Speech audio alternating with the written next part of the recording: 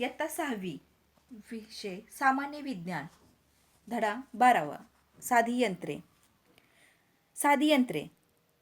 मुलांनो, यंत्र वापरून आपण कमी वेळामध्ये जास्त काम करू शकतो, हे तर तुम्हाला माहीतच आहे.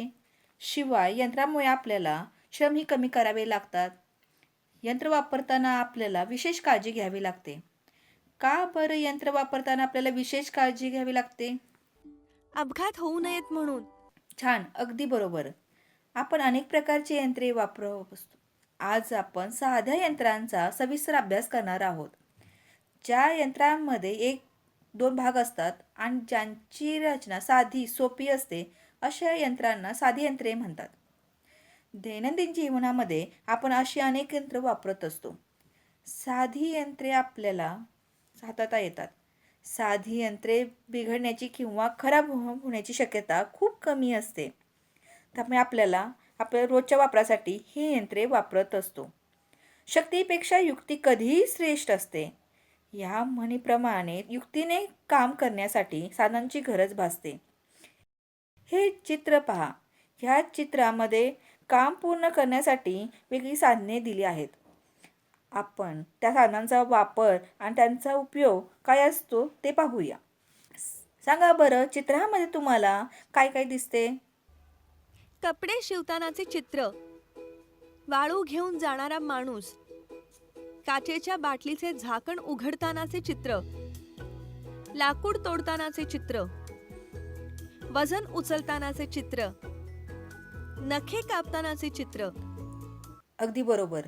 तर आता या चित्रावरून माझ्या काही प्रश्नांची उत्तरे द्या. कपडे शिवण होण्यासाठी आपण कोणत्या साधनांचा उपयोग करतो? सुईचा. छान. काचेच्या बाटलीचे झाकण उघडण्यासाठी कोणतं साधन वापरलेलं आहे? ओपनर. वजन उचलण्यासाठी कशाचा वापर केलेला आहे? दोराचा आणि चाकाचा. लाकूड तोडण्यासाठी कशाचा उपयोग केलेला आहे? कुऱ्हाडीचा. नख कापण्यास कोणतं साधन वापरलेलं आहे? नेल कटर. अगदी बरोबर. या सर्व साधनांद्वारे आपल्याला कमी वेळेत काम पूर्ण करता येते. शिवाय जास्त श्रम करण्याची गरज नसते. आता तुम्ही सांगा, तुम्हाला माहीत असलेल्या काही साध्या यंत्रांची नावे. बाई स्क्रूड्रायव्हर, हातोडी, शार्पनर, थर्मस, पकड, कैची ही सर्व साधी यंत्रेच आहेत. अगदी बरोबर. गुंतागुंतीची यंत्रे. आता पहा, ही काही वेगळ्या प्रकारची यंत्रे दिली आहेत. यांचा आपण नेहमीच वापर करत असतो. सांगा बरं, या यंत्रांचा आपल्याला कशासाठी उपयोग होतो? मिक्सरचा उपयोग आपल्याला ज्यूस करण्यासाठी, खाद्यपदार्थ वाटून बारीक करण्यासाठी होतो. स्कूटरचा उपयोग प्रवास करण्यासाठी होतो. शिलाई मशीन कपडे शिवण्यासाठी उपयोगी पडते. चाकाची खुर्ची अपंग व्यक्तींसाठी खूप उपयोगी असते. सायकलचा उपयोग प्रवासासाठीही होतो.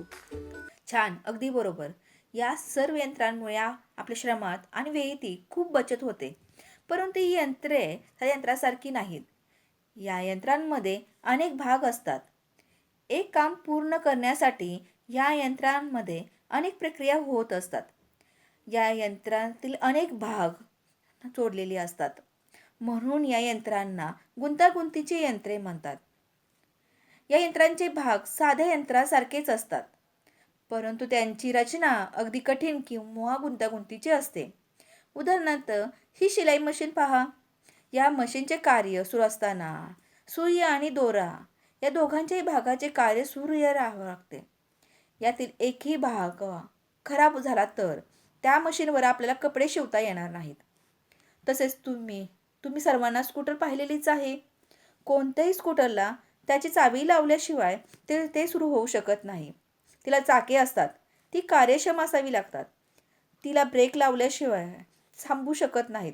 म्हणजे यामधील हे कार्य पूर्ण होण्यासाठी दोन गोष्टींचा संबंध आहे. म्हणूनच यंत्रे गुंतागुंतीची यंत्रे आहेत. तर अशा प्रकारे दैनंदिन जीवनामध्ये वेळ आणि श्रमानुसार आपण साधी तशीच गुंतागुंतीची यंत्रे वापरत असतो.